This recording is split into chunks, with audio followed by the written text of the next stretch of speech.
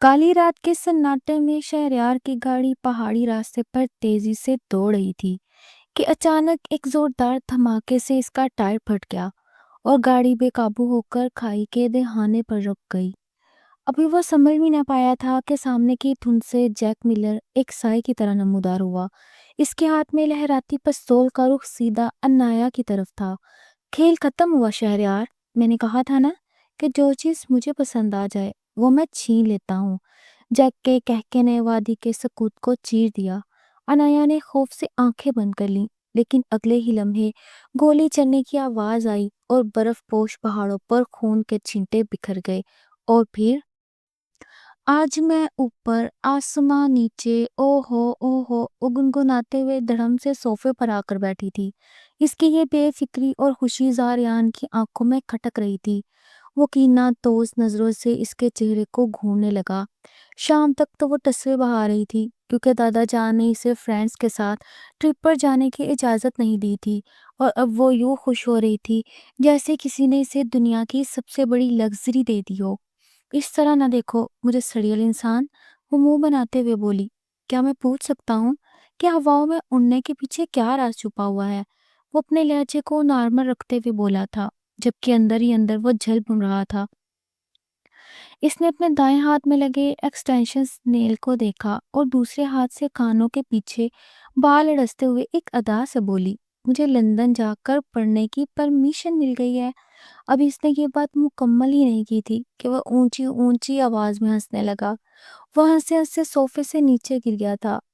لگتا ہے کہ تم خوشی سے پاگل ہو گئی ہو، رکو ایک منٹ۔ اس نے اپنی ہنسی دبائی۔ تمہیں لندن میں پڑھنے کی اجازت مل گئی ہے؟ یہ کہہ کر وہ پھر سے ہنسنا شروع ہو گیا تھا۔ ہاں ہاں ٹھیک ہے، یقین نہ کرو، جب میں تم لوگوں کے سامنے اپنے ٹکٹ بک کرواؤں گی تب تم لوگوں کو یقین آئے گا۔ جس کو آج تک مری گھومنے کی اجازت نہیں ملی، اس کو لندن جا کر پڑھنے کی اجازت مل گئی ہے۔ ہو سکتا ہے کہ دادا جان نے لاہور کے بارے میں کہا ہو، پر تمہیں تو لاہور کا بھی نہیں پتا۔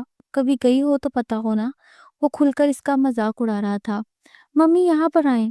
اس نے اپنی تائی کو کچن میں جاتے ہوئے دیکھا تو فوراً سے پکارا، کیا ہو گیا ہے اب پھر سے؟ تم لوگ لڑائی تو نہیں کر رہے؟ نہیں نہیں، بس آپ اس کو بتائیں کہ مجھے لندن میں ہائر اسٹڈیز کی اجازت مل گئی ہے۔ یہ میری بات پر یقین نہیں کر رہا۔ ہاں تو میری بیٹی کو لندن جانے کی اجازت ملی ہے، اس میں کون سا جھوٹ ہے؟ انہوں نے فوراً سے اسے گلے لگایا اور پیار سے اس کا بالوں میں انگلیاں چلانے لگی۔ وہ ابزاریان کو چڑھانے کے لیے نقلیں اتارنے لگی تھی۔ آپ سب لوگ مل کر میرے ساتھ پرینک کر رہے ہیں نا؟ یہاں پر مجھے اپنے دوستوں کے ساتھ آپ لوگ ناران کاغان گھومنے کے لیے نہیں جانے دیتے۔ میں 19 سال کا ہو گیا ہوں، مگر اس کے باوجود مجھ پر یوں پہلے لگا کر بیٹھے ہوئے ہیں جیسے میں کوئی لڑکا نہیں بلکہ لڑکی ہوں، وہ بھی جنت کی حور، کہ جس کو چند لوگ دیکھیں گے تو فوراً ہی اپنا ایمان کھو بیٹھیں گے۔ فضول مت بولا کرو، تمہیں میں نے 1000 بار سمجھایا ہے، اور جلدی سے اٹھو، جا کر کمرے میں پڑھنا شروع کرو، تمہارے ایگزام سر پر آ گئے ہیں۔ اگر اس پر تمہاری سپلی آئی تو سانپو۔ ہاں ہاں ٹھیک ہے، ہماری پابندیاں میرے بیچارے کے لیے ہی ہیں، اس کو تو آپ نے سر پر چڑھایا ہوا ہے، چڑیل کہیں کی، اس کو تو میں زہر دے کر ماروں گا۔ وہ غصے سے اسے باتیں سناتا ہوا وہاں سے چلا گیا تھا، جبکہ وہ اطمینان سے صوفے کے ساتھ ٹیک لگا کر بیٹھ گئی تھی۔ تمہیں شاپنگ کے لیے کب جانا ہے؟ سوچ رہی ہوں کہ آج شام چلی جاؤں، مگر میں آپ کو بتا رہی ہوں میں شہریار بھائی کے ساتھ نہیں جاؤں گی۔ 1000 بار سمجھایا میں نے تمہیں انایا، اسے بھائی کہہ کر نہ پکارا کرو۔ انہوں نے اسے ڈانٹا تو وہ برا سا منہ بنانے لگی۔ مجھے بھی کوئی شوق نہیں ہے انہیں اپنا بھائی بنانے کا۔ اگر میرے پاس ان جیسا بھائی ہوتا تو میں بچپن میں ہی انہیں کوڑا دان میں پھینک کر آ جاتی۔ اس وقت شہریار بھی لاؤنج میں داخل ہوا تھا۔ محترمہ کے خیالات سن کر اس کے ماتھے پر بل پڑ گئے تھے، مگر ممی کی وجہ سے وہ خاموش ہو گیا تھا۔ دل ہی دل میں اس نے فیصلہ کیا تھا کہ لندن جا کر اس کے سارے نخرے نکالے گا، وہاں پر وہ اس کو تگنی کا ناچ نچائے گا، جبکہ محترمہ یہ سوچ کر بیٹھی ہوئی تھی کہ لندن میں وہ اکیلی ہوں گی اور وہ وہاں جا کر آزاد ہو جائیں گی۔ کوئی بھی اس سے پوچھنے والا نہیں ہوگا، کوئی سوال جواب نہیں کرے گا۔ اپنی مرضی سے ویسٹرن ڈریسنگ کرے گی، آؤٹنگ کرے گی اور لیٹ نائٹ تک باہر رہے گی۔ مختلف ممالک کے لوگوں سے دوستیاں کرے گی، لڑکوں کے ساتھ بھی فرینڈشپس کرے گی۔ یہ خناس جو اس کے دماغ میں بھرا ہوا تھا وہ ہر حال میں لندن جا کر اس کو پورا کرنا چاہتی تھی۔ دوسری طرف شہریار بھی اس کی ذہنیت سے اچھی طرح واقف تھا۔ جانتا تھا کہ کورین ڈرامے دیکھ دیکھ کر محترمہ کا دماغ خراب ہو گیا ہے۔ ارے شہریار بیٹا، تم کب آئے؟ ابھی تھوڑی ہی دیر پہلے آیا ہوں۔ تم بھیگے ہوئے کیوں ہو؟ ارے ممی، باہر بہت تیز بارش ہو رہی ہے نا۔ سردیوں کی پہلی بارش تھی، موسم ایک دم ٹھنڈا ہو گیا تھا۔ وہ بھی کمبل اٹھا کر صوفے پر بیٹھ گئی اور اپنے فیورٹ کارٹونز دیکھنے لگی۔ اور ہیلو میڈم، تم کہاں سیٹ ہو رہی ہو؟ جلدی سے اٹھو اور میرے لیے چائے بنا کر میرے کمرے میں لاؤ، تب تک میں فریش ہو رہا ہوں۔ اس نے بیچارگی سے ممی کی طرف دیکھا۔ میں بنا دیتی ہوں شہریار۔ نہیں، کوئی ضرورت نہیں ہے، یہ خود بنا کر لائے گی، ویسے بھی بیٹھ بیٹھ کر اس کا ویٹ بڑھ گیا ہے۔ ممی دیکھیں، میری ہیلتھ کو نظر لگا رہے ہیں، یہ خود تو اتنے بڑے سانڈ ہیں، کرسی پر بیٹھے تو کرسی ٹوٹ جاتی ہے۔ وہ دراصل 2 دن پہلے کے واقعے کی طرف اشارہ کر رہی تھی، جب وہ سب کزنز باہر لون میں لوڈو کھیل رہے تھے اور جس کرسی پر شہریار بیٹھا تھا وہ پہلے سے ٹوٹی ہوئی تھی اور محترم زمین پر گر گئے تھے۔ اس کے بعد سب کزنز نے اس کا مذاق بنانا شروع کر دیا تھا، لیکن مذاق بھی وہ تنہائی میں بناتے تھے کیونکہ پبلک میں کسی کی ہمت نہیں ہوتی تھی۔ سب جانتے تھے کہ شہریار کسی کا لحاظ نہیں کرے گا۔ تمہیں جو کہا ہے وہ کرو، زیادہ زبان درازی نہ کیا کرو میرے ساتھ، جلدی سے چائے بنا کر لاؤ۔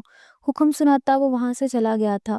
دیکھیے ان کا ممی، جو اس کی وائف ہوگی، وہ پہلے ہی دن اس کی حرکتوں کی وجہ سے اس کا گلا گھونٹ دے گی۔ ممی نے بے ساختہ اپنا ماتھا پیٹا تھا۔ اس لڑکی کا کچھ نہیں ہو سکتا، اپنی لمبی زبان کی وجہ سے وہ ہمیشہ ڈانٹ سنتی تھی، چاہے شرارت نہ بھی ہو۔ کچن میں کھڑی گنگناتے ہوئے وہ چائے بنا رہی تھی۔ چائے بنانے کا کہا تھا، پائے بنانے کا نہیں۔ وہ بال خشک کرتا ہوا کچن میں داخل ہوا۔ اگر آپ کو اتنی جلدی ہے تو خود بنا لیں۔ وہ اسے گھورنے لگا تو وہ نظریں جھکانے پر مجبور ہو گئی۔ شام کو تم نے اسے شاپنگ پر لے کر جانا ہے، ٹھیک ہے، میں لے جاؤں گا۔ ویسے بھی میں چاہتا تھا کہ یہ میری نگرانی میں شاپنگ کرے۔ وکیل تو اس نظروں سے اس کی پشت کو گھورتے ہوئے بولا۔ انایا نے غصے سے چائے کا کپ اس کے سامنے رکھا اور جانے لگی کہ شہریار کی آواز پر رک گئی۔ یہاں بیٹھو۔ اس کا دل زور سے دھڑکنے لگا، ماتھے پر پسینہ آ گیا۔ اس نے چائے میں چینی کے بجائے نمک ڈالا تھا، حالانکہ وہ جانتی تھی کہ شہریار کو تیز میٹھے والی چائے پسند ہے۔ وہ اکثر مذاق اڑاتی تھی کہ اتنا میٹھا کھانے کا کیا فائدہ جب بولنا کڑوا ہی ہوتا ہے۔ وہ مجھے اپنی ایک ضروری اسائنمنٹ بنانی ہے۔ ممی، میں پھر شام کو آتی ہوں، جو کہا ہے وہ کرو۔ دیکھا ممی کیسے غصہ کرتے ہیں، آپ کچھ کہتے کیوں نہیں؟ تم جاؤ اپنے کمرے میں۔ ممی نے اسے جانے کا کہا تو وہ گنگناتی ہوئی چلی گئی۔ شہریار، تم بھی حد کرتے ہو، چھوٹی بچی ہے، کیوں اتنا غصہ کرتے ہو؟ ممی چھوٹی نہیں، 20 سال کی ہو گئی ہے، لیکن عقل ابھی تک گھٹنوں میں ہی ہے۔ میں اسے کسی صورت اپنے ساتھ نہیں لے کر جاؤں گا۔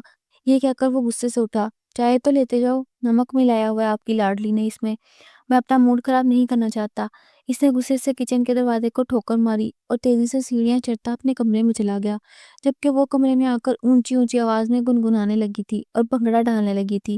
ابھی تک اس نے اپنی فیمیل کزن کو اس بارے میں بتایا ہی نہیں تھا کیونکہ وہ سب یونیورسٹی گئی ہوئی تھی۔ وہ چاہتی تھی کہ جب وہ واپس آئیں تو وہ ان کے سامنے یہ دھماکہ کرے۔ جب اس کی چچی کی بیٹی ایزل نے یہ سنا تو وہ غش کھاتے ہوئے زمین پر گر پڑی تھی۔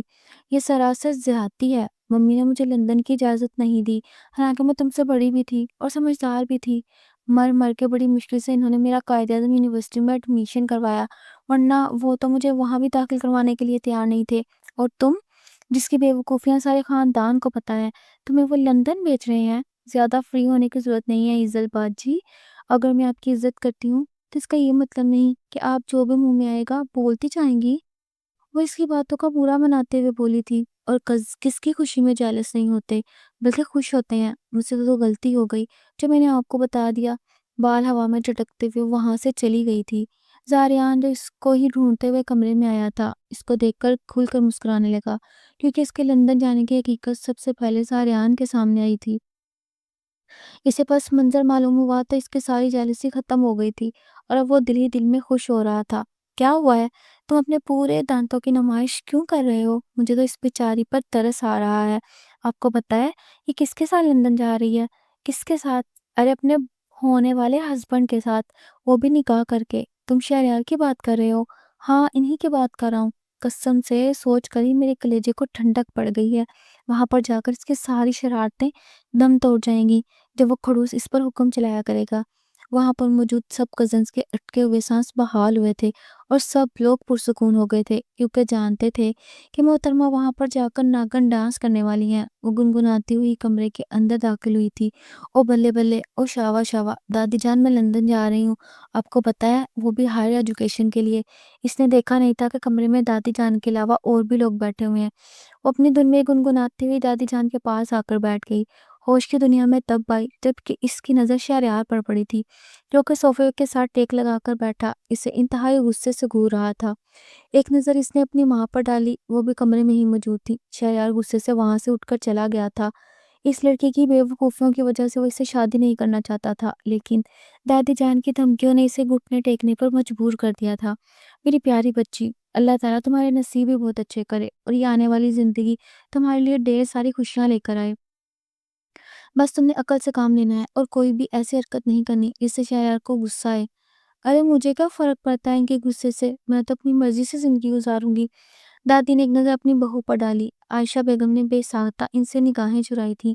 کیا تم نے اسے بتایا نہیں؟ کس بارے میں؟ کیا کچھ بتانا باقی ہے؟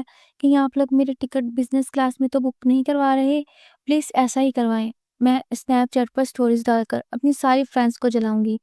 اور پھر دادی جان نے اس پہ یہ راز فاش کیا کہ وہ لندن میں شہریار سے نکاح کر کے جا رہی ہے، تو اسے لگا کسی نے ساتوں آسمان اس پر لا گرائے ہوں۔ نہیں، وہ 2 قدم پیچھے ہٹی تھی، اپنے سینے پر ہاتھ رکھ کر ڈرامائی انداز میں کسی فلاپ ہیروئن کی طرح ایکٹنگ کرتے ہوئی وہ اس وقت وہاں موجود سب لوگوں کو زہر لگ رہی تھی۔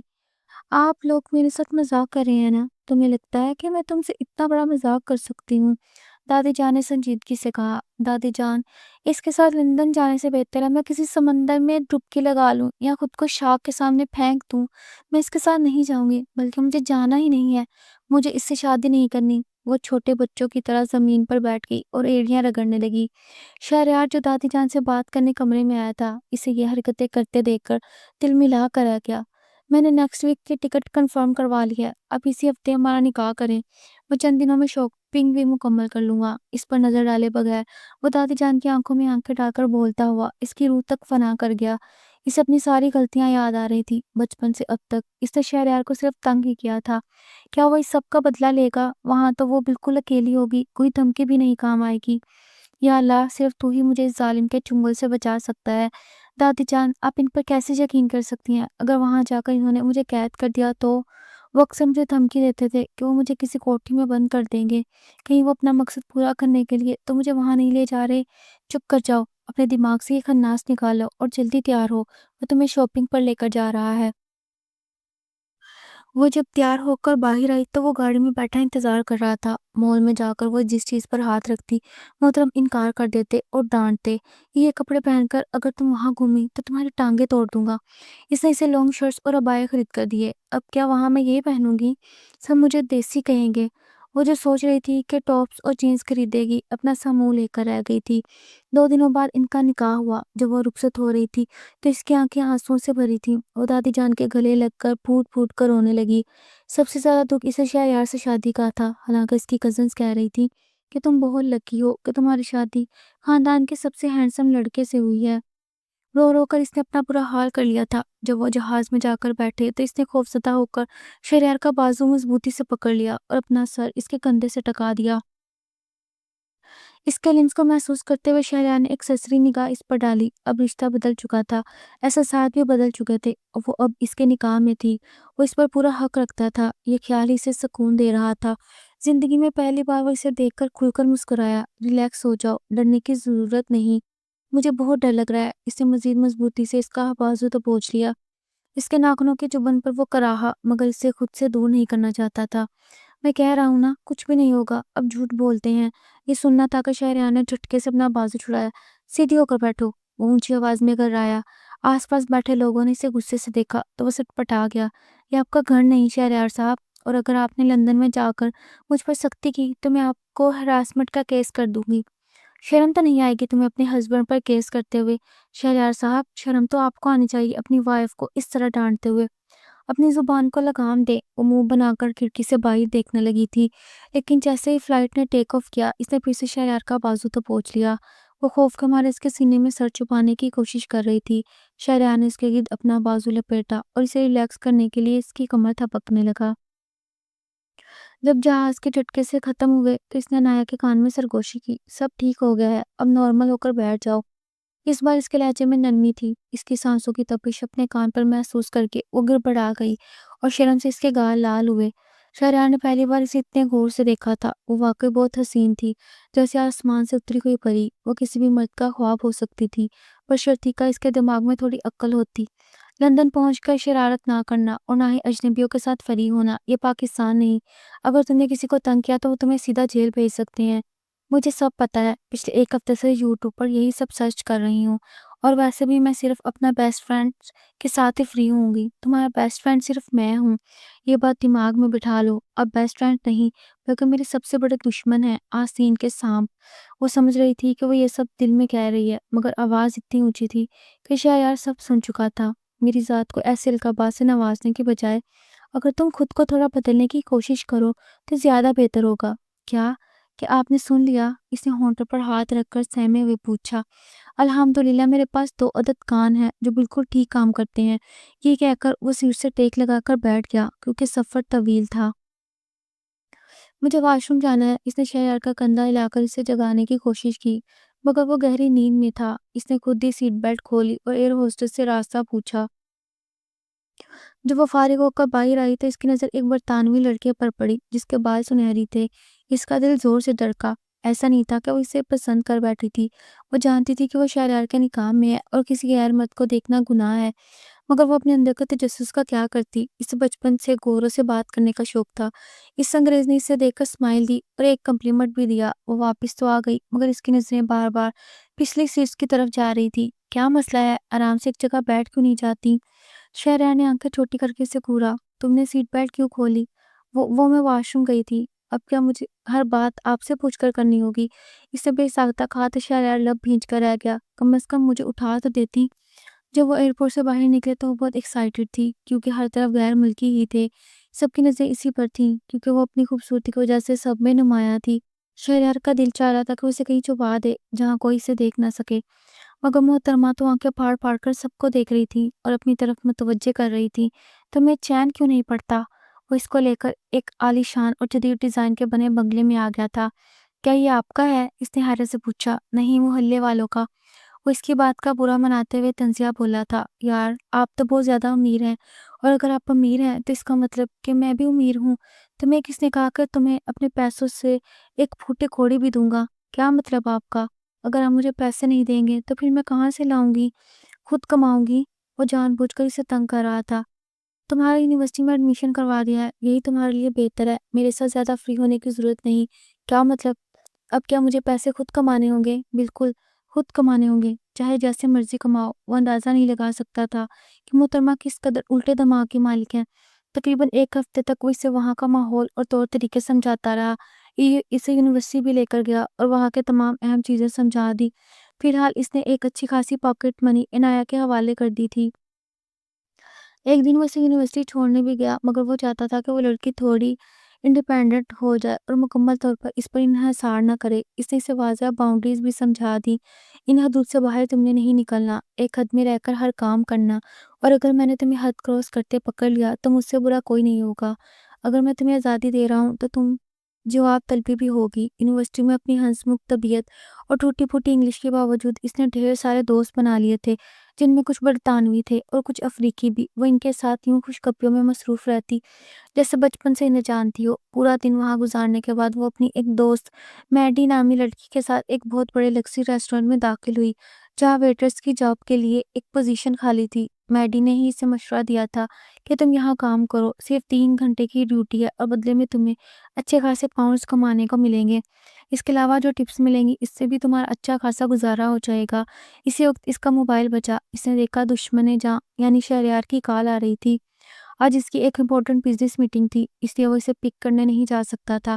اس نے ایک میسج ڈراپ کر دیا کہ تھوڑی دیر میں بس اسٹاپ پر بس آئے گی، تم اس میں بیٹھ کر گھر آ جانا۔ اس نے سارا راستہ پہلے ہی سمجھا رکھا تھا۔ میسج پڑھ کر اس نے غصے سے سر جھٹکا۔ دادی جان کو آج جا کر اس کی شکایت لگاتی ہوں، یہاں آ کر تو یہ مجھے بھول ہی گیا، خود عیاشیوں کر رہا ہوگا اور مجھے یہاں خوار کر رہا ہے۔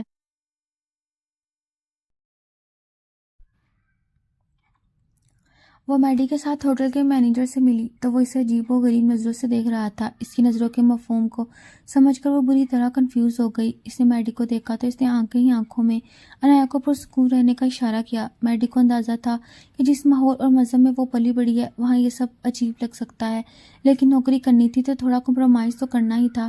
اس وقت ہوٹل کا اونر وہاں داخل ہوا جو ایک بہت بڑا بزنس ٹائکون تھا۔ اس نے جب مینیجر کے ساتھ دو لڑکیوں کو کھڑے دیکھا تو نہ چاہتے ہوئے بھی ان کی طرف چل دیا۔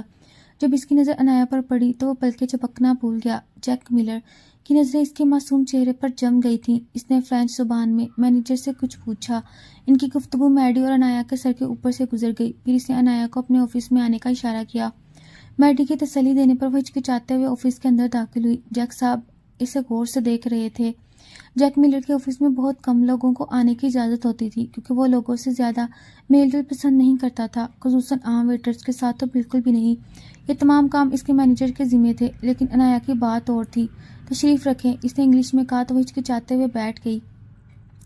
جیک نے اسے نوکری دینے کا وعدہ کیا۔ مجھے ایک چھوٹا سا مسئلہ ہے، عنایا نے دبی آواز میں کہا۔ جی بتائیں، اگر کوئی بھی ایشو ہے تو ہم اسے حل کرنے کی کوشش کریں گے، جیک نے اسے تسلی بخش لہجے میں جواب دیا، جس سے وہ کسی حد تک ریلیکس ہو گئی۔ میں یہ شارٹ اسکرٹس نہیں پہن سکتی، کیا میں اس کے نیچے ٹائٹس پہن سکتی ہوں؟ یہ سن کر جیک اپنی گردن پیچھے کی طرف گرا کر مسکرا دیا۔ آپ کی وجہ سے ہماری ریسٹورنٹ کا تھیم خراب ہو سکتا ہے، اگر آپ ایسا کریں گی تو باقی لوگ سوال اٹھائیں گے۔ میں آپ سے وعدہ کرتی ہوں جس دن کسی نے سوال کیا میں یہ پہننا چھوڑ دوں گی، لیکن پلیز تب تک مجھے اجازت دیں، مجھے پیسوں کی سخت ضرورت ہے، مجھے اپنی فیس بھی جمع کرنی ہے اور ٹرانسپورٹ کے اخراجات بھی۔ آپ رہتی کہاں ہیں؟ جیک نے پرسنل سوال کیا تو وہ گڑبڑا گئی اور جھوٹ بول دیا کہ وہ ایک دوست کے ساتھ رہتی ہے اور اسے رینٹ دینا ہوتا ہے جو کہ کافی زیادہ ہے۔ جیک بہت غور سے اس کی باتیں سن رہا تھا۔ ٹھیک ہے، یہاں آپ کو کوئی پریشانی نہیں ہوگی، اس نے مسکراتے ہوئے تسلی دی۔ اسے دوسرے ویٹرز نے اسے ڈبل تنخواہ دی جا رہی تھی اور ساتھ میں پک اینڈ ڈراپ اور میڈیکل کی سہولتیں بھی تھیں۔ جب اس نے میڈی کو بتایا تو وہ خوشی سے اس کے گلے لگ گئی۔ واہ یار، مجھے تو لگتا ہے ہمارے اونر کا تم پر دل آ گیا، میڈی نے اسے چھیڑا۔ شرم کرو، میں شادی شدہ ہوں، تمہیں بتایا تو تھا۔ کوئی بات نہیں، ویسے بھی وہ تمہارا ہسبینڈ سڑیل اور کھڑوس ہے، ہر وقت غصہ کرتا رہتا ہے، میری مانو تو اسے چھوڑ دو اور جیک سے شادی کر لو، میڈی نے شرارت سے کہا۔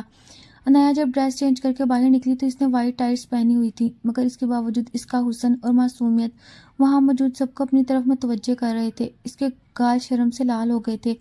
رات کو جب وہ فری ہوئی تو جیک اس کے پاس آیا۔ اگر آپ کہیں تو میں آپ کو گھر ڈراپ کر سکتا ہوں۔ اس نے انکار کرنا چاہا، مگر اس وقت کیب ملنا مشکل تھا اور بس اسٹیشن بھی دور تھا۔ کچھ سوچ کر اس نے ہاں میں بھر لی۔ جب وہ جیک کی لگژری BMW میں بیٹھی تو اس سے پھر سوال جواب کرنے لگا۔ اس نے عنایا سے اس کی یونیورسٹی کے بارے میں پوچھا اور پھر ایک پرسنل سوال کیا کہ آپ سنگل ہیں؟ وہ گڑبڑا گئی اور نفی میں سر ہلا دیا۔ کوئی بات نہیں، بہت جلد سنگل ہو جائیں گی۔ جیک کے یہ الفاظ سن کر وہ اندر سے لرز اٹھی۔ اسے شدت سے احساس ہوا کہ وہ غلط کر رہی ہے۔ اس نے دل میں عہد کیا کہ وہ کل سے یہاں جاب نہیں کرے گی۔ جب وہ بنگلے میں داخل ہوئی تو ساری لائٹس بند تھیں۔ جیک کو اندازہ ہو گیا تھا کہ یہ علاقہ امیروں کا ہے اور لڑکی نے اسے کچھ جھوٹ بولا، لیکن وہ سچ پتا لگانے میں ماہر تھا اور اب اسے عنایا پسند آ گئی تھی تو اسے پانے کے لیے کچھ بھی کر سکتا تھا۔ کیا وہ ابھی تک واپس نہیں آیا؟ عنایا نے سوچا اور صوفے پر بیٹھ گئی۔ 5 منٹ بعد لاؤنج کا دروازہ کھلا اور شہریار داخل ہوا۔ آج کی میٹنگ بہت تھکا دینے والی تھی، اس لیے وہ کافی غصے میں تھا۔ تم ابھی تک جاگ رہی ہو؟ حد ہوتی ہے، اسے ڈانٹتے ہوئے بولا تو وہ گڑبڑا کر اٹھ بیٹھی۔ تم نے کھانا بھی نہیں بنایا ہوگا، اس نے معصومیت سے نفی میں سر ہلایا اور بیگ سے پیزا نکال کر سامنے رکھ دیا۔ یہ کہاں سے لائی ہو؟ شہریار نے پوچھا، کیونکہ جس شاپ کا وہ پیزا تھا وہ یہاں سے 12 کلومیٹر دور تھی۔ مجھے میڈی نے دیا، اس نے جھوٹ بولنے میں PhD کر رکھی تھی۔ کون میڈی؟ وہ اسے آڑے ہاتھوں لیتے ہوئے بولا، کیا سمجھایا تھا میں نے، کسی سے دوستی نہیں کرنی، اب میں یہاں اکیلی تو گھومنے سے رہی، آپ نے تو مجھے بالکل اگنور ہی کر دیا۔ وہ آنکھیں گھماتے ہوئے بولی، کل سے خود تمہیں چھوڑنے جاؤں گا اور لینے بھی آؤں گا۔ یہ کہہ کر شہریار پیزا وہیں چھوڑ کر کمرے میں چلا گیا، جبکہ وہ ٹیبل پر دونوں ٹانگیں پھیلا کر بیٹھ گئی۔ وہ صوفے پر ٹانگیں پھیلا کر اطمینان سے بیٹھ کر پیزے کے ساتھ انصاف کرنے لگی۔ ہاں ٹھیک ہے، ایسا ہے تو پھر ایسا ہی صحیح، میں کون سا مری جا رہی ہوں آپ سے بات کرنے کے لیے۔ صبح وہ سو کر اٹھی تو اس کے موبائل پر ایک نامعلوم نمبر سے میسیج آیا ہوا تھا، hello pretty lady, good morning. اس نے میسیج اوپن کیا تو جیک ملر کا نام سامنے تھا۔ ہائے میرے اللہ، یہ انسان تو ٹھڑکی نکلا۔ میڈی تو کہہ رہی تھی یہ بہت موڈی اور ایٹیٹیوڈ والا ہے، کسی کو منہ نہیں لگاتا، مگر یہ تو میرے پیچھے ہی پڑ گیا۔ اب میں کیا کروں؟ اگر میرے ہسبینڈ کو پتہ چل گیا تو اس نے میری ٹانگیں توڑ دینی ہیں۔ یہ میں نے کیا کر دیا؟ وہ یونیورسٹی گئی تو میڈی نے واپسی پر اسے ساتھ چلنے کا کہا۔ مگر اس نے انکار کر دیا۔ او ہیلو محترمہ، آپ نے ایگریمنٹ سائن کیا تھا 3 مہینے سے پہلے۔ آپ جاب سے استعفیٰ نہیں دے سکتی ورنہ آپ کو جرمانے کے طور پر 3000 پاؤنڈ دینے پڑیں گے۔ انایا کو اپنا سر گھومتا ہوا محسوس ہوا۔ یہ تو کسی پیپر پر نہیں لکھا تھا، وہ گڑبڑاتے ہوئے بولی۔ یہ جیک ملر کے رولز میں لکھا ہے، اس لیے تو وہ تمہیں اتنے پیسے دے رہا ہے۔ وہ جب ریسٹورنٹ پہنچی تو وہاں بہت سے مرد اسے اپنی نظروں سے ہراساں کر رہے تھے، جس سے وہ خوفزدہ ہو رہی تھی۔ جیک نے محسوس کیا کہ وہ کنفیوز ہے تو وہ اس کے برابر میں آ کر کھڑا ہو گیا اور غیر ارادی طور پر اس کے کندھے پر بازو پھیلا دیا۔ انایا تھوڑا کھسک کر سائڈ پر ہو گئی، مگر جیک کی اس حرکت نے باقی سب کو کلیئر سگنل دے دیا کہ وہ اس کے قریب نہ آئیں۔ میں چاہ رہا ہوں کہ تمہیں یہاں کا مینیجر بنا دوں، مگر میرے پاس تو کوئی ڈگری یا ایکسپیرینس نہیں۔ میرا پرانا مینیجر تمہیں سب سکھا دے گا، وہ اطمینان سے بولا۔ پھر اچانک جیک نے پوچھا، شہریار کے بارے میں تمہارا کیا خیال ہے؟ کیا تم ساری زندگی اس کے ساتھ گزارنا چاہتی ہو؟ یہ الفاظ نہیں پگھلا ہوا سیسا تھا جس کے کانوں میں انڈیلا گیا تھا۔ اسے وہم و گمان بھی نہیں تھا کہ جیک کو ان کی حقیقت پتہ چل جائے گی۔ لیڈی، تم مجھ سے کچھ نہیں چھپا سکتی، جیک سے کوئی کچھ نہیں چھپا سکتا۔ وہ تھوڑا آگے جھک کے دل فریب انداز میں بولا تو انایا کا دل لرز گیا۔ آئی ایم ریئلی سوری، مجھے لگا سچ بتاؤں گی تو جاب نہیں ملے گی۔ بہت اچھے، میں ابھی کبھی تمہاری پرسنل لائف میں انٹرسٹ نہ لیتا اگر مجھے تم میں دلچسپی نہ ہوتی۔ وہ بہت صاف گو تھا۔ میں اپنی چیزوں سے اتنی جلدی دستبردار نہیں ہوتا، لیکن میں گارنٹی دیتا ہوں تمہارے ساتھ کبھی غلط نہیں کروں گا۔ تم میری لائف میں آنے والی پہلی لڑکی ہو جس نے میرے دل پر دستک دی۔ اس نے جیک کو بتا دیا تھا کہ شہریار سے اس کا نکاح زبردستی ہوا اور وہ اپنے کزن کو پسند نہیں کرتی کیونکہ وہ بہت سڑیل ہے۔ جیک کے لبوں پر پرسرار مسکراہٹ پھیل گئی۔ اگر کوئی تم جیسی لڑکی کے ساتھ ایسا سلوک کرتا ہے تو وہ دنیا کا بدقسمت ترین شخص ہے۔ تم تو محبت کے قابل ہو۔ کل سے تم مینیجر کی جاب کرو گی کیونکہ میں نہیں چاہتا کہ باقی لوگ تمہیں دیکھیں۔ دوسری طرف شہریار اپنے بزنس میں کافی مصروف ہو گیا تھا۔ اسے اپنی بیوی پر بھروسہ تھا کہ وہ کوئی غلط کام نہیں کرے گی۔ ایک ہفتے بعد اس نے موٹی رقم انایا کے ہاتھ میں رکھی۔ یہ لو اس ہفتے کی پاکٹ منی۔ وہ حیران رہ گئی۔ آپ نے تو کہا تھا کہ آپ پیسے نہیں دیں گے اور میں خود نوکری ڈھونڈوں۔ میں صرف تمہیں تنگ کر رہا تھا۔ میں اتنا کم ظرف نہیں کہ اپنی بیوی کا خرچہ نہ اٹھاؤں۔ وہ یہ کہہ کر باہر چلا گیا جبکہ انایا صوفے پر ڈیر ہو گئی۔ تم ہمیشہ جلد بازی کیوں کرتی ہو انایا؟ دادی ٹھیک کہتی ہیں، عقل گھٹنوں میں ہے۔ اس وقت ایک ڈلیوری بوائے گلدستہ لے کر آیا جس پر جیک کا نام تھا۔ وہ اسے جلدی سے کمرے میں لے آئی اور فیصلہ کیا کہ وہ جیک کو 2 ٹوک بات کرے گی۔ رات کو وہ کچن میں کھانا بنا رہی تھی جب شہریار نے اس کے قریب آ کر اسے بازو میں بھر لیا۔ میری وائف تو کافی سمجھدار ہو گئی ہے، اس کے گال کو چومتے ہوئے وہ اس کے دل کی دھڑکنیں منتشی کر گیا۔ آج کل شہریار کا رویہ بالکل ویسا ہی تھا جیسا وہ چاہتی تھی، مگر اپنی غلطیاں یاد آتے ہی وہ ڈر جاتی۔ جیک کی حقیقت سے تو وہ واقف ہو چکی تھی کہ وہ ماضی میں ایک دل پھینک انسان رہ چکا ہے۔ جیک جس طرح کا انسان تھا وہ عورتوں کو ان کے حسن کی بنیاد پر اپنی زندگی میں جگہ دیتا تھا، لیکن تھوڑا سا وقت گزارنے کے بعد انہیں چھوڑ دیتا تھا۔ انایا کو ایسے مردوں سے شدید خوف محسوس ہوتا تھا۔ وہ نہیں جانتی تھی کہ جیک اس کے معاملے میں اس پر بہت زیادہ سیریس ہے کیونکہ اسے ایک معصوم اور گھریلو لڑکی چاہیے تھی جو گھر بسانا جانتی ہو اور برطانوی ضرور تھا، لیکن اس کی نفسیات روایتی مردوں جیسی ہی تھی جو اپنی بیوی کے ساتھ خوشگوار زندگی گزارنا چاہتے ہیں، مگر شرط یہ تھی کہ ان کے لائف پارٹنر باحیا اور شریف ہونے چاہیے۔ ادھر لندن میں رہتے ہوئے اس رات شہریار نے اپنی محبت کی مہر لگاتے ہوئے اپنے تمام تر حقوق وصول کر لیے تھے۔ اس نے انایا سے کہا تھا، مجھے لگتا ہے کہ اس رشتے کو دل سے قبول کرنے کے لیے تمہارے لیے اتنا وقت کافی تھا۔ وہ اسے خود سے دور نہ کر سکی تھی اور خاموشی سے خود کو اپنے محرم کے حوالے کر دیا تھا۔ اس دن کے بعد اس کے دل میں شہریار کے لیے محبت اور بڑھ گئی تھی، مگر دوسری طرف اسے اس ظالم شخص جیک سے بھی ڈر لگ رہا تھا جس کی زندگی میں داخل ہونے کے لیے ہر طرح کی کوشش کر رہا تھا۔ جیک اسے پرنس ٹریٹمنٹ دیتا تھا، اس کے آرام و ہر ضرورت کا خیال رکھتا تھا، مگر اس کے باوجود وہ اس پر یقین کرنے کو تیار نہیں تھی۔ جیک کے صبر کا پیمانہ بھی لبریز ہو گیا اور ایک دن وہ اسے زبردستی اپنے فلیٹ لے گیا۔ اس سے پہلے کہ وہ کوئی بدتمیزی کرتا، فلیٹ کا دروازہ ایک زوردار دھماکے سے ٹوٹا اور شہریار اپنی سیکیورٹی کے ساتھ اندر داخل ہوا۔ انایا ڈری سہمی صوفے پر بیٹھی لرز رہی تھی۔ جیسے اس نے شہریار کو دیکھا وہ اس کے گلے لگ کر پھوٹ پھوٹ کر رونے لگی۔ شہریار اس سے ناراض تو تھا کہ اس نے اتنی بڑی بات اسے چھپائی، مگر اس کی حالت دیکھ کر اس کا دل پگھل گیا۔ دراصل یہ سب سچ میڈی شہریار کو بتایا تھا۔ میڈی جان گئی تھی کہ جیک کے ارادے ٹھیک نہیں اور وہ انایا کے ساتھ زبردستی کرے گا۔ 2 دن پہلے جیک نے نشے کی حالت میں میڈی سے کہا تھا کہ وہ اپنا مقصد پورا کرنے کے بعد اسے چھوڑ دے گا۔ میڈی نے انایا کے موبائل سے شہریار کا نمبر نکال کر اسے سب بتا دیا اور یہ بھی واضح کیا کہ انایا نے یہ قدم صرف شہریار کی سختی اور بے رخی کی وجہ سے اٹھایا تھا۔ شہر اسے لے کر واپس گھر آ چکا تھا۔ وہ ابھی تک اس کے سینے سے لگی آنسو بہا رہی تھی جبکہ وہ پیار سے اس کے بالوں میں انگلیاں چلا رہا تھا۔ آئی ایم سوری، شہریار نے پہل کی تو وہ حیرت سے اسے دیکھنے لگی۔ غلطی میری ہے، مجھے تمہیں پہلے دن ہی اعتماد میں لے لینا چاہیے تھا اور سب کچھ کلیئر کرنا چاہیے تھا، مگر مجھے لگا تم تھوڑی عقل سے کام لوگی، میں بھول گیا تھا، عقل نام کی چیز تو تم میں ہے ہی نہیں۔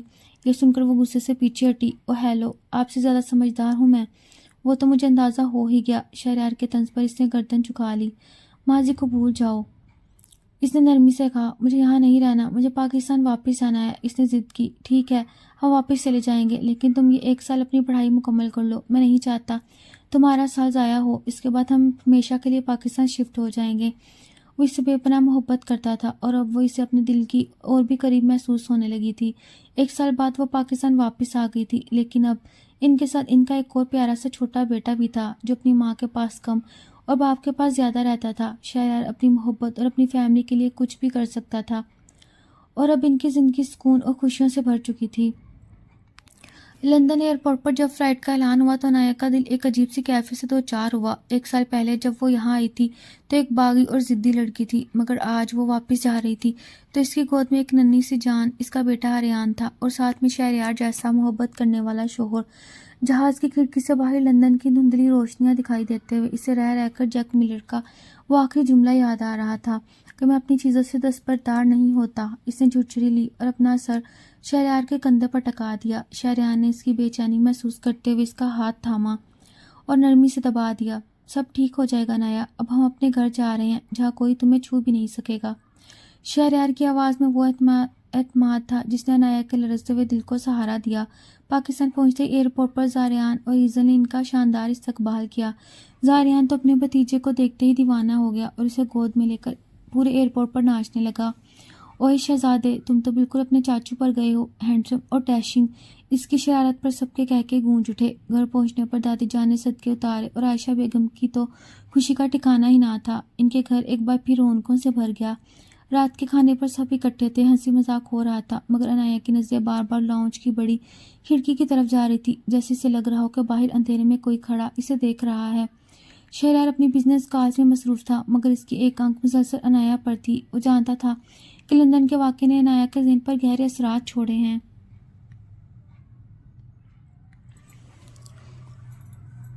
اگلی صبح جب عنایہ ناشتے کی میز پر آئی تو نوکر نے ایک بڑا سا گفٹ ہیمپر لا کر ٹیبل پر رکھا۔ بی بی جان، یہ باہر گیٹ پر کوئی دیکھ کر گیا ہے، اس پر آپ کا نام لکھا ہے۔ عنایہ نے کانپتے ہاتھوں سے وہ پارسل کھولا۔ اندر وہی قیمتی برطانوی چاکلیٹس اور ایک چھوٹا سا پرفیوم تھا جو وہ لندن میں استعمال کرتی تھی۔ اس کے رنگ اڑ گئے جب اس نے کارڈ پر لکھا ہوا میسج پڑھا، خوش آمدید، لندن ہو یا لاہور، جیک کی نظریں ہمیشہ اپنی منزل پر رہتی ہیں۔ عنایہ نے فوراً وہ کارڈ مٹھی میں بھینچ لیا اور پارسل کو ایک طرف کر دیا۔ اسے لگا جیسے اس کا دم گھٹ رہا ہو۔ اس وقت شہریار وہاں آیا۔ اس نے عنایہ کا اترا ہوا چہرہ دیکھا تو ٹھٹک گیا۔ کیا ہوا عنایہ؟ یہ پارسل کس کا ہے؟ عنایہ نے فوراً جھوٹ بولا، وہ میڈی نے بھیجا ہے، لندن سے میری ایک فرینڈ کے ہاتھ۔ شہریار نے شک بھری نظروں سے اسے دیکھا، کیونکہ وہ جانتا تھا اتنی جلدی لندن سے کوئی پارسل آنا ممکن نہیں تھا، مگر اس نے فی الحال خاموشی اختیار کرنا بہتر سمجھی۔ دوسری طرف شہر کے ایک مہنگے ہوٹل کے وی آئی پی کمرے میں جیک ملر کا خاص آدمی فون پر کسی سے بات کر رہا تھا۔ سر، وہ لوگ پاکستان پہنچ چکے ہیں اور میں نے پہلا تحفہ ڈیلیور کر دیا۔ لڑکی کافی ڈری ہوئی ہے، اب اگلے پلان پر کام شروع کروں؟ دوسری طرف سے جیک کے سپاٹ آواز آئی، اسے اتنا ڈرا دو کہ وہ خود بھاگ کر میرے پاس آنے پر مجبور ہو جائے۔ شہریار کو لگنا چاہیے کہ اس کی بیوی اب بھی مجھ سے رابطے میں ہے۔ شک کی دیوار کھڑی کرو اور پھر تماشا دیکھو۔ جیک کی اس سازش سے بے خبر عنایہ اپنے کمرے میں بیٹھی رو رہی تھی۔ اسے لگ رہا تھا کہ اس کی ایک چھوٹی سی غلطی، لندن میں جاب کرنا اور جیک سے سچ چھپانا، اب اس کی خوبصورت گھر کو آگ لگانے والی ہے۔ عنایہ کا پورا دن شدید ذہنی دباؤ میں گزرا تھا۔ وہ پارسل جس میں جیک کا پیغام تھا اس نے الماری کے سب سے نچلی تہہ میں چھپا دیا، مگر اس کا خوف چھپانے نہیں چھپ رہا تھا۔ وہ بار بار اپنے کمرے کے پردے ہٹا کر باہر لون کی طرف دیکھتی، اسے محسوس ہوتا کہ درختوں کے سائے میں کوئی کھڑا اس کی ہر حرکت پر نظر رکھے ہوئے ہے۔ رات کو جب شہریار آفس سے واپس آیا تو اس کا موڈ کافی خوشگوار تھا۔ وہ عنایہ کے لیے اس کی پسندیدہ پھول اور چاکلیٹس اور کچھ جیولری لے کر آیا تھا۔ یہ دیکھو عنایہ، تمہارے لیے ایک چھوٹا سا سرپرائز۔ اس نے مسکراتے ہوئے ڈبہ اس کی طرف بڑھایا۔ عنایہ نے ایک مصنوعی مسکراہٹ کے ساتھ وہ گفٹ تھام لیا، مگر اس کے ہاتھ کانپ رہے تھے۔ شہریار کی عقابی نظروں نے یہ لرزش بھانپ لی۔ تم ٹھیک تو ہو نا؟ صبح سے تمہارا لہجہ اور انداز بہت عجیب ہے۔ اس نے قریب آتے ہوئے عنایا کے ماتھے پر ہاتھ رکھا۔ میں بالکل ٹھیک ہوں، بس شاید سفر کی تھکن ابھی تک نہیں اتری، اس نے نظریں چراتے ہوئے جواب دیا اور واش روم کی طرف بھاگ گئی۔ اگلی صبح شہریار کو ایک بزنس کانفرنس کے لیے پی سی ہوٹل جانا تھا۔ جب وہ وہاں اپنی میٹنگ میں مصروف تھا تو ایک ویٹر اس کے پاس آیا اور ایک لفافہ اسے تھما گیا۔ سر، یہ باہر ایک صاحب آپ کے لیے دے کر گئے ہیں۔ شہریار نے بے خیالی میں لفافہ کھولا تو اس کے اندر کی تصویریں دیکھ کر اس کے پیروں تلے سے زمین نکل گئی۔ وہ تصاویر لندن کے اسی ریسٹورنٹ کی تھیں جہاں عنایا جاب کرتی تھی، مگر انہیں اس زاویے سے کھینچا گیا تھا کہ عنایا اور جیک ملر بہت قریب اور خوش نظر آ رہے ہیں۔ ایک تصویر میں جیک کا بازو عنایا کے کندھے پر تھا، وہی لمحہ جب جیک نے زبردستی اسے پروٹیکٹ کرنے کا ناٹک کیا تھا۔ تصویر کے پیچھے لکھا تھا، تمہیں کیا لگا شہریار، لندن کی کہانیاں لندن میں ختم ہو گئیں؟ وہ آج بھی مجھ سے رابطے میں ہے۔ شہریار کا خون کھولنے لگا۔ اس نے غصے سے وہ تصاویر مٹی میں بھیج دیں اور کانفرنس ادھوری چھوڑ کر گھر کی طرف روانہ ہو گیا۔ گھر پہنچ کر شہریار سیدھا اپنے کمرے میں داخل ہوا جہاں عنایا ننھے آریان کو سلا رہی تھی۔ اس نے جھٹکے سے الماری کھولی اور کپڑے ادھر ادھر پھینکنے لگا۔ کیا ڈھونڈ رہے ہیں آپ؟ عنایا ہکا بکا رہ گئی۔ شہریار کا غصہ ساتویں آسمان کو چھو رہا تھا۔ آخرکار اس نے وہ چھپایا ہوا پارسل ڈھونڈ نکالا جو عنایا نے میڈی کے نام لے کر جھوٹ بولا تھا۔ یہ کیا ہے عنایا؟ کیا یہ بھی تمہاری اسی فرینڈ نے بھیجا ہے؟ اس نے دھاڑتے ہوئے وہ تصاویر اور چیک کا کارڈ اس کے سامنے پھینک دیا۔ عنایا کی زبان جیسے تالوں سے چپک گئی، وہ ایک لفظ بھی نہ بول سکی۔ میں نے تم پر اعتبار کیا، تمہیں اپنی زندگی بنایا اور تم ایک ایسے شخص سے رابطے میں ہو جو ہمیں برباد کرنا چاہتا ہے۔ شہریار کی آواز میں دکھ اور غصے کی ملی جلی کیفیت تھی۔ میری بات سنیں شہریار، یہ سب ویسا نہیں جیسا آپ دیکھ رہے ہیں، وہ مجھے بلیک میل کر رہا ہے۔ عنایا نے روتے ہوئے اس کا ہاتھ پکڑنے کی کوشش کی مگر شہریار نے اسے جھٹک دیا۔ بلیک میل؟ تو تم نے مجھے کیوں نہیں بتایا؟ تم نے جھوٹ کیوں بولا کہ یہ میڈی کا پارسل ہے؟ تمہاری خاموشی اور تمہاری یہ جھوٹ چیخ چیخ کر کچھ اور ہی کہہ رہے ہیں، اس نے سرد لہجے میں کہا اور کمرے سے باہر نکل کر دروازہ زور سے بند کر دیا۔ عنایا وہیں فرش پر بیٹھ کر پھوٹ پھوٹ کر رونے لگی۔ اسے احساس ہوا کہ جیک اپنے مقصد میں کامیاب ہو رہا ہے۔ وہ ان کے درمیان شک کا بیج بو چکا تھا جو اب ایک تناور درخت بننے والا تھا۔ ادھر باہر اندھیرے میں کھڑا وہی اجنبی شخص یہ سب دیکھ کر ایک شیطانی مسکراہٹ کے ساتھ فون پر میسج ٹائپ کر رہا تھا۔ کام ہو گیا سر، دراڑ پڑ چکی ہے۔ وہ رات عنایا کی زندگی کی طویل ترین رات تھی۔ شہریار گھر سے باہر نکل گیا اور اس کا فون مسلسل بن جا رہا تھا۔ وہ کمرے میں اکیلی فرش پر بیٹھی اور تصاویر کو دیکھ رہی تھی جو اس کی ہنسی بستی زندگی کو آگ لگا چکی تھی۔ اسے اپنی عقل پر رونا آ رہا تھا کہ اس نے شہریار کو سب سچ کیوں نہیں بتایا۔ دوسری طرف شہریار اپنی گاڑی سڑکوں پر اندھا دھند چلا رہا تھا۔ اس کے دماغ میں وہ تصاویر کسی فلم کی طرح چل رہی تھیں۔ اسے عنایا کی بے وفائی سے زیادہ اس کے جھوٹ پر دکھ تھا۔ وہ عورت جسے اس نے اپنی دنیا مانا تھا وہ اسے اتنی بڑی حقیقت چھپا رہی تھی۔ اگلی صبح جب شہریار واپس آیا تو اس کی آنکھیں سرخ تھیں اور چہرے پر بلا کی سختی تھی۔ عنایا لپک کر اس کے پاس آئی۔ خدا کے لیے میری ایک بار بات سن لیں، میں نے یہ سب آپ کو کھونے کے ڈر سے چھپایا تھا۔ شہریار نے اسے ایسے دیکھا جیسے وہ کوئی اجنبی ہو۔ ایک بات کرنے کا وقت گزر چکا ہے عنایا، تم نے ثابت کر دیا کہ تم آج بھی وہی بچکانہ اور غیر ذمہ دار لڑکی ہو جو صرف اپنی مرضی کرتی ہے۔ تم نے میرے اعتبار کا قتل کیا، اس نے سرد لہجے میں کہا اور اپنا بیگ پیک کرنے لگا۔ میں چند دنوں کے لیے اسلام آباد جا رہا ہوں بزنس کے سلسلے میں، میں نہیں چاہتا تمہارا چہرہ دیکھ کر میرا غصہ مزید بڑھے۔ وہ بغیر پیچھے مڑ کے کمرے سے نکل گیا۔ عنایا کو لگا جیسے اس کے گرد دیواریں گر رہی ہوں۔ اس سے احساس ہوا کہ اگر اب اس نے کچھ نہ کیا تو جیک اسے مکمل طور پر تباہ کر دے گا۔ اس نے کانپتے ہاتھوں سے اپنا فون اٹھایا اور لندن میں میڈی کو کال کی۔ میڈی، خدا کے لیے میری مدد کرو، جیک یہاں پاکستان پہنچ چکا ہے اور اس نے ہماری زندگی برباد کر دی۔ میڈی یہ سن کر ہکا بکا رہ گئی۔ کیا؟ وہ تو پچھلے ایک ہفتے سے لندن میں نظر ہی نہیں آیا۔ یہ سب کہہ رہے ہیں کسی بزنس ٹرپ پر ہے۔ عنایا تم فکر نہ کرو، میں تمہیں کچھ CCTV فوٹیج بھیجتی ہوں اس ریسٹورنٹ کی جس دن جیک نے زبردستی تمہارے کندھے پر ہاتھ رکھا تھا۔ وہ فوٹیج دیکھ کر شہریار کو یقین آ جائے گا کہ تم بے قصور ہو اور سب جیک کا پلان تھا۔ عنایا کو امید کی ایک کرن نظر آئی مگر ابھی اس نے فون رکھا ہی تھا کہ اسے ایک انجانے نمبر سے میسج موصول ہوا۔ تمہارا شوہر تو تمہیں چھوڑ کر چلا گیا، اب کس کا انتظار ہے؟ آج شام اگر تم پرانی بیکری کے پیچھے والی پارک میں مجھ سے ملنے نہ آئی تو اگلا پارسل تمہارے دادا جان کے ہاتھ میں ہوگا جس میں تمہاری اور میری وہ ریکارڈنگز ہوں گی جو میں نے ایڈٹ کروا کے رکھی ہیں۔ عنایا کا دل ڈوبنے لگا۔ اسے سمجھ نہیں آ رہی تھی کہ وہ شہریار کو بتائے یا خود جا کر اس معاملے کو ختم کرے۔ اس نے ہمت جمع کی اور فیصلہ کیا کہ وہ اس خوف کا سامنا کرے گی۔ وہ نہیں جانتی تھی کہ یہ جیک کا بچھایا ہوا وہ جال ہے جس میں وہ بری طرح پھنسنے والی ہے۔ ادھر شہریار جو کہ گھر سے نکل تو گیا تھا مگر اس کا دل اس بار بار واپس مڑنے پر مجبور کر رہا تھا. اسے انایا کے روتے ہوئے چہرے نے بے چین کر رکھا تھا. انایا نے ایک بڑا فیصلہ کر لیا تھا. وہ مزید اس خوف کے سائے میں نہیں جی سکتی تھی. اس نے آریان کو دادی جان کے پاس چھوڑا اور ایک برقع اوڑھ کر گھر سے نکل گئی. اس کے ذہن میں صرف ایک ہی بات تھی، اور کس طرح جیک کے ہاتھ سے وہ ریکارڈنگ اور ثبوت حاصل کر لے تاکہ اس کا گھر اجڑنے سے بچ جائے. وہ نہیں جانتی تھی کہ شہریار ابھی تک شہر سے باہر نہیں گیا، بلکہ وہ اپنی گاڑی میں گھر کے قریب ہی کھڑا خود سے لڑ رہا تھا. جب اس نے انایا کو یوں چھپ کر گھر سے نکلتے دیکھا تو اس کے ماتھے پر پسینہ آ گیا. تم اب بھی مجھ سے جھوٹ بول رہی ہو انایا، کہاں جا رہی ہو تم؟ اس نے اپنی گاڑی سے اسٹارٹ کی اور خاموشی سے اس کا پیچھا کرنے لگا. وہ پرانی بیکری کے پیچھے واقع ویران پارک میں پہنچی جہاں اندھیرا چھا رہا تھا. وہاں ایک سیاہ رنگ کی گاڑی کھڑی تھی جس کے پاس جیک ملر کا وہی خاص آدمی موجود تھا. انایا اس کے قریب پہنچی تو اس نے ایک ٹیبلٹ اس کی طرف بڑھایا. دیکھ لو اپنی بربادی کا سامان. اگر تم چاہتے ہو کہ یہ سب ڈیلیٹ ہو جائے تو تمہیں ہمارے باس کے ساتھ چلنا ہوگا. انایا نے چیخ کر کہا، کبھی نہیں، میں مر جاؤں گی مگر تم لوگوں کے ساتھ کہیں نہیں جاؤں گی. اس وقت گاڑی کا پچھلا دروازہ کھلا اور جیک ملر خود باہر نکلا. اس کے چہرے پر وہی شیطانی مسکراہٹ تھی. تمہارے پاس کوئی راستہ نہیں انایا، تمہارا شوہر تم پر شک کر چکا، اب تمہارا ٹھکانہ صرف میرے پاس ہے. انایا پیچھے ہٹنے لگی. تم ایک گھٹیا انسان ہو جیک. شہریار مجھ سے بہت محبت کرتے ہیں، وہ تمہاری حقیقت جان جائیں گے. کیسے جانیں گے؟ جیک نے کہکا لگایا اور اس کا بازو مضبوطی سے دو پوچھ لیا. انایا نے مزاحمت کی تو جیک نے اس کے ساتھ زبردستی گاڑی میں ڈالنے کی کوشش کی. عین اسی وقت ایک تیز رفتار گاڑی ٹائروں کے چرچرانے کی آواز کے ساتھ وہاں آ کر رکی. شہریار گاڑی سے باہر نکلا. اس کی آنکھیں غصے سے دہک رہی تھیں. چھوڑو اسے، اس کی گرجدار آواز پورے پارک میں گونجی. جیک نے نظریہ تنزیہ نظروں سے اسے دیکھا. اوہ، تو ہیرو آ گیا. دیکھ لو شہریار، تمہاری بیوی خود مجھ سے ملنے یہاں آئی. شہریار نے ایک لمحے کے لیے انایا کے آنسوؤں سے تر چہرے کو دیکھا اور پھر پوری طاقت سے ایک مکہ جیک کے منہ پر دے مارا. مجھے پتا ہے وہ یہاں کیوں آئی، مجھے اس کے کردار پر نہیں، تمہاری گھٹیا فطرت پر شک ہے. دراصل راستے میں شہریار کو میڈی کی بھیجی ہوئی وہ ای میل مل گئی تھی جس میں ریسٹورنٹ کی سی سی ٹی وی فوٹیج تھی جہاں جیک کو انایا کے ساتھ زبردستی کرتے ہوئے صاف دیکھا جا سکتا تھا. شہریار نے تڑک کر کہا، تم جیسے گرے ہوئے انسان کو میں لندن میں ہی سبق سکھاتا، مگر اب تم نے پاکستان کی زمین پر قدم رکھ کر اپنی موت کو خود دعوت دی.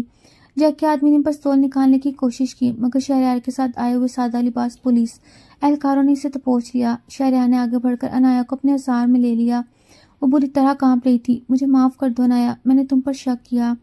اس نے اس کے سر پر بوسہ دیتے ہوئے سرگوشی کی. جیک ملر اب پولیس کی گرفت میں تھا اور اس کا غرور خاک میں مل چکا تھا. پارک کا وہ منظر جیک ملر کی زندگی کا بدترین موڑ ثابت ہوا. پولیس اسے اور اس کے کارندوں کو ہتھکڑیاں لگا کر لے جا رہی تھی جبکہ وہ غصے اور شکست کے مارے تل ملا رہا تھا. شہریار نے پولیس کو تمام ثبوت، میڈی کی بھیجی ہوئی فوٹیج اور جیک کی دھمکی آمیز پیغامات فراہم کر دیے. اب جیک کا بچ نکلنا ناممکن تھا. انایا ابھی تک شہریار کے سینے سے لگی سسکیاں بھر رہی تھی. اس کا پورا وجود خوف اور ندامت سے لرز رہا تھا. شہریار نے اسے سہارا دے کر گاڑی میں بٹھایا اور بڑی نرمی سے اس کے آنسو پونچھے. خاموش ہو جاؤ انایا، اب سب ختم ہو گیا. وہ شخص اب کبھی ہماری زندگی میں واپس نہیں آئے گا. اس کی آواز میں وہ مان اور محبت تھی جس کے انایا کو اس وقت سب سے زیادہ ضرورت تھی. گھر پہنچ کر شہریار نے انایا کو کمرے میں بٹھایا اور اس کے سامنے گھٹنوں کے بل بیٹھ گیا.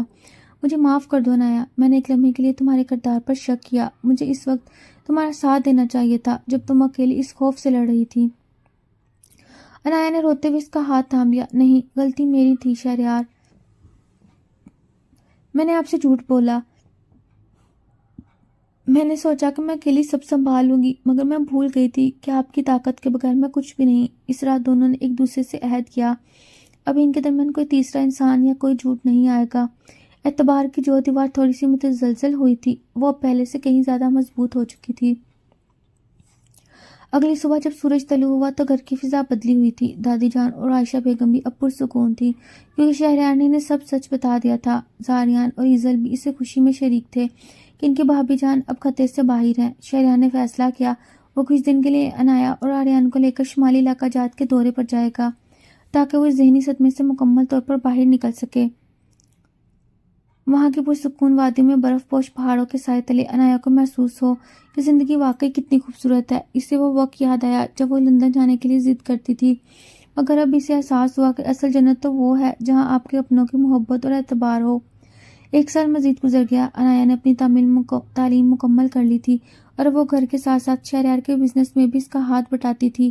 ان کا چھوٹا سا بیٹا آریان اب پورے گھر میں اپنی شرارتوں سے رونق لگائے رکھتا تھا۔ لندن کی وہ تلخ یادیں اب ایک دھندلا خواب بن چکی تھیں۔ شہریار اکثر اسے چھیڑتا، تمہاری عقل تو ابھی بھی گھٹنوں میں ہے، مگر ان گھٹنوں والی عقل نے میرے دل پر ایسا قبضہ کیا، اب رہائی ناممکن ہے۔ انایا کھلکھلا کر ہنس دیتی اور اس کا ہاتھ تھام کر کہتی، آپ سڑیل تو بہت ہیں شہریار صاحب، مگر میری خوش قسمتی ہے کہ آپ جیسے سڑیل انسان میرے حصے میں آئے۔ محبت، اعتبار اور سچائی کی اس کہانی کا اختتام ایک ایسی مسکراہٹ پر ہوا جو کبھی نہ ختم ہونے والی خوشی کا پیش خیمہ تھی۔